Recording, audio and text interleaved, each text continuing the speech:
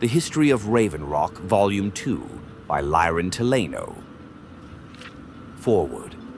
Raven Rock is one of the more interesting colonies of Morrowind of the last 2 centuries. So much has happened to this tiny town in such a short amount of time, and so many lives have been affected by it, I felt it necessary to describe its rich history within these volumes. During my research, I lived in Raven Rock for almost 3 years, and I got to know many of my fellow Dunmer who call Raven Rock their home. I hope that my readers will appreciate the amount of fortitude and perseverance that it must take to endure life in such an inhospitable and untamed land. After a few years, the relentless ash storms from the ever-erupting Red Mountain had transformed Solstheim's southern reaches into pure ash wastes, reminiscent of those present on Vvardenfell itself. The storms would leave behind deep dunes of ash that made life exceedingly difficult in Raven Rock.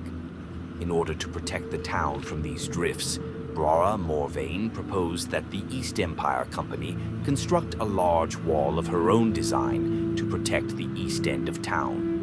The company quickly agreed and provided the necessary funds.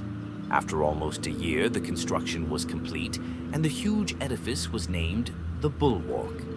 The wall proved to be extremely effective and allowed work to continue unabated in the mines. In the 4th Era 16, when Solstheim was passed into the hands of the Dunmer people, the East Empire Company was forced to relinquish Raven Rock's control to House Redoran.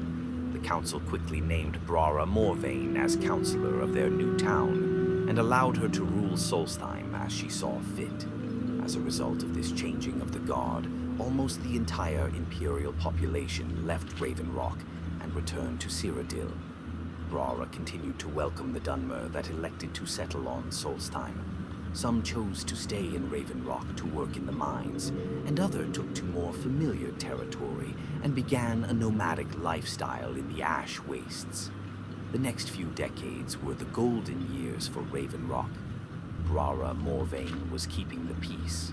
The mines were still producing large quantities of ebony, and the Dunmer that lived on the island were happy. After almost 50 years of prosperity, in 4th Era 65, Brara Morvayn finally succumbed to old age and passed away. She was interred in the family's ancestral tomb, and her son, Lyrin Morvayn, took her place. The people who had lived in Raven Rock during Brara's time as councillor were pleased to discover that Lyrin shared his mother's notions of rulership. He was fair and compassionate, which kept the people on the island quite happy for many decades.